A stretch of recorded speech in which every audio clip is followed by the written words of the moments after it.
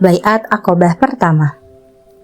Telah kami sebutkan di bagian terdahulu bahwa ada 6 orang dari penduduk Yasrib yang sudah masuk Islam pada musim haji tahun ke-11 dari nubuah, dan mereka berjanji kepada Rasulullah SAW untuk menyampaikan risalah di tengah kaumnya.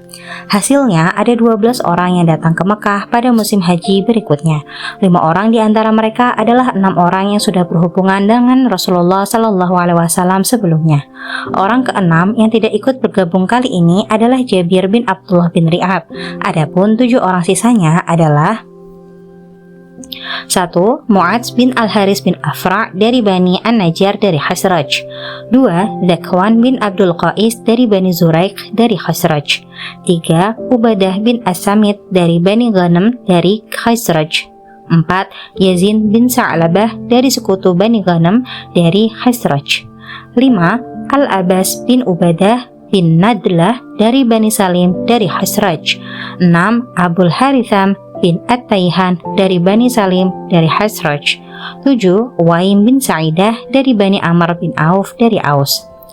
Mereka bertemu Rasulullah di Aqobah di Mina, lalu mengucapkan baiat seperti butir-butir baiat para wanita saat penaklukan Mekah. Al-Bukhari meriwayatkan dari Ubadah bin As-Samit bahwa Rasulullah SAW bersabda, "Kemarilah dan berbaiat kalian kepadaku untuk tidak menyekutukan sesuatu pun dengan Allah, tidak mencari, tidak berzina, tidak mencuri, tidak berzina, tidak membunuh anak-anak sendiri, tidak akan berbuat dusta yang kalian ada-adakan antara tangan dan kaki kalian, tidak mendurhakai dalam urusan yang baik. Barang siapa di antara kalian yang menempatinya, maka pahala ada pada Allah. Barang siapa mengambil sesuatu dari yang demikian ini, lalu dia disiksa di dunia, maka itu merupakan ampunan dosa baginya. Dan barang siapa mengambil sesuatu dari yang demikian itu, lalu Allah menutupinya, maka urusannya terserah Allah. Jika menghendaki, dia menyiksanya, dan jika menghendaki, dia akan mengampuninya. Lalu aku pun berbaiat kepada beliau." Duta Islam di Madinah. Setelah baiat itu sudah terlaksana secara sempurna dan musim haji juga sudah selesai, maka beliau mengirim duta yang pertama ke Yasrib bersama-sama dengan mereka untuk mengajarkan syariat-syariat Islam dan pengetahuan agama kepada orang-orang muslim di sana, sekaligus menyebarkan Islam di antara penduduk yang masih musyrik. Tugas bagian duta ini diserahkan kepada seorang pemuda Islam yang termasuk pendahulu masuk Islam, yaitu Mus'ab bin Umair al-Abdari. Keberhasilan yang sangat memuaskan. Mus'ab bin Umair menginap di rumah As'ad bin Zurarah, lalu mereka berdua menyebarkan Islam di kalangan penduduk Yasrib dengan sungguh-sungguh dan bersemangat. Sementara Mus'ab sendiri dikenal sebagai pemuda yang pandai membaca. Di antara riwayat menggambarkan keberhasilan dakwahnya bahwa suatu hari As'ad bin Zurarah pergi bersama Mus'ab dengan tujuan perkampungan Bani Abdul Ashhal dari Bani Zafar.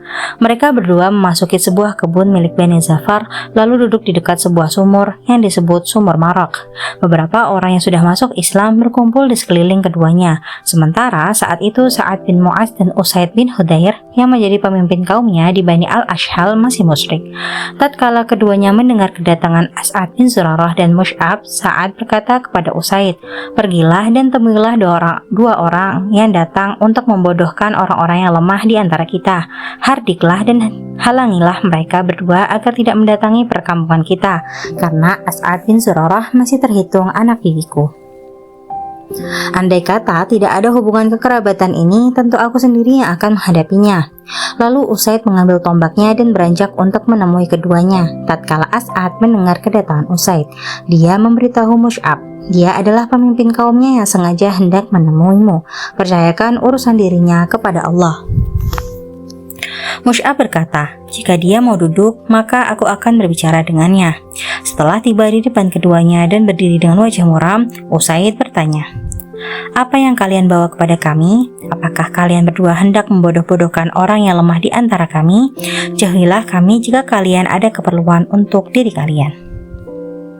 Mus'ab berkata, "Silahkan duduk agar engkau bisa mendengar apa yang hendak kusampaikan.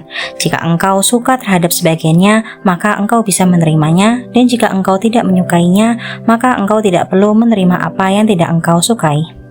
"Engkau cukup adil," kata Usaid, sembari menancapkan tombaknya di tanah lalu duduk. Mus'ab menjelaskan Islam dan membacakan ayat-ayat Al-Quran kepadanya. Mus'ab berkata, "Demi Allah, aku sudah bisa melihat rona Islam di wajahnya sebelum dia sempat bicara. Aku bisa melihatnya lewat keceriaan wajahnya dan bibirnya yang komat-kamit." "Alangkah bagus dan indahnya hal ini," kata Usaid. Lalu dia bertanya, "Apa yang harus dilakukan jika hendak masuk agama ini?" Mereka berdua menjawab, "Hendaklah engkau mandi, membersihkan pakaian, kemudian memberikan kesaksian yang benar, kemudian sholat 2 rakaat." Usaid langsung beranjak, mandi, membersihkan bajunya, membaca syahadatain dan sholat 2 rakaat. Setelah itu dia berkata, "Di belakangku ada seorang laki-laki. Jika dia mau mengikuti seruan kalian berdua, maka tak seorang pun kaumnya yang menyalahinya. Saat itu pula aku membawa dia ke hadapan kalian berdua."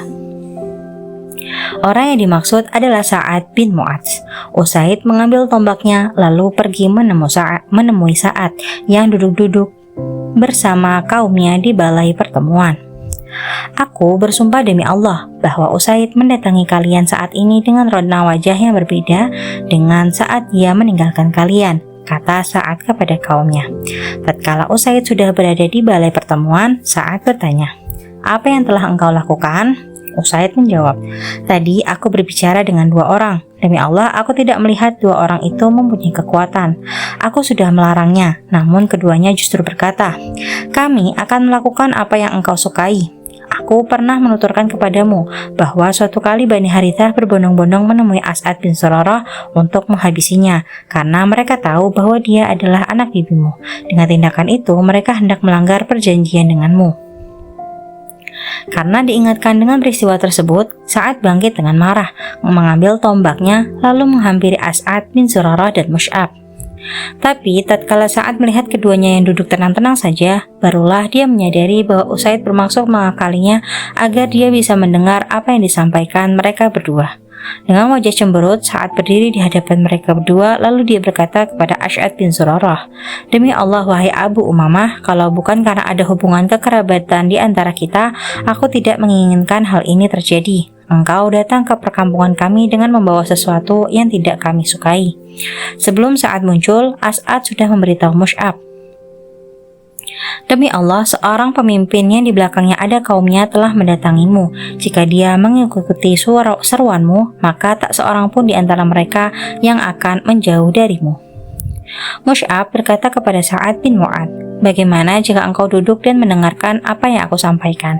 Jika engkau suka terhadap sesuatu yang aku sampaikan, maka engkau bisa menerimanya, dan jika engkau tidak menyukainya, maka kami akan menjauhkan darimu apa yang tidak engkau sukai. Engkau cukup adil," kata Sa'ad bin Mu'adz, sembari menancapkan tombaknya lalu duduk.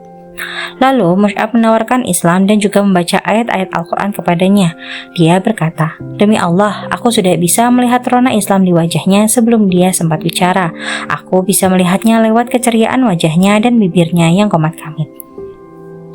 Lalu Sa'ad bertanya, "Apa yang kalian lakukan jika kalian masuk Islam?" "Hendaklah engkau mandi, membersihkan pakaian, kemudian memberikan kesaksian yang benar, kemudian sholat 2 rakaat." Maka Sa'ad melakukan semua itu, kemudian mengambil tombaknya dan pergi ke balai pertemuan kaumnya. Tatkala melihat kedatangannya, mereka berkata, "Kami bersumpah demi Allah, dia datang dengan rona wajah yang berbeda dengan saat dia pergi." Tatkala sudah berdiri di hadapan mereka, Sa'ad berkata, "Wahai Bani Abdul Ashhal, apa yang kalian ketahui tentang kedudukanku di tengah kalian?" Mereka menjawab, "Engkau pemimpin kami dan orang yang paling jitu pendapatnya serta nasihatnya yang paling kami percaya. Siapapun di antara kalian, laki-laki maupun wanita, tidak boleh berbicara denganku kecuali jika kalian beriman kepada Allah dan Rasul-Nya." Kata Sa'ad, "Hingga sehari-harinya tak seorang pun di antara mereka melainkan sudah menjadi muslim dan muslimah, kecuali 1 orang saja, yaitu Al-Ushairim. Dia menangguhkan keislamannya hingga perang Uhud. Pada saat perang Uhud itu, dia masuk Islam, lalu ikut berperang dan terbunuh sebagai syahid. Sementara sholat pun sama sekali belum pernah dia lakukan. Untuk itu, Nabi SAW bersabda, ia mengerjakannya sedikit, namun mendapat pahala yang melimpah." Mus'ab tetap berada di rumah As'ad bin Zurarah, menyeru manusia kepada Islam, hingga tak satu perkampungan pun dari perkampungan-perkampungan Ansor, melainkan di dalamnya adalah sejumlah laki-laki dan wanita yang sudah masuk Islam, kecuali perkampungan Bani Umayyah bin Zaid, Hotmah dan Wa'il. Di antara mereka ada Qais bin Al-Aslat, seorang penyair yang selalu ditaati kaumnya. Dia sangat berperan menghalangi mereka masuk Islam, hingga saat perang Khandaq pada tahun kelima setelah hijrah. Sebelum tiba musim haji tahun ke-13 setelah nubuah, Mus'ab bin Umair kembali ke Mekah untuk menyampaikan kabar keberhasilannya dan keadaan penduduk Yasrib yang sudah memiliki kekuatan dan siap memberi perlindungan.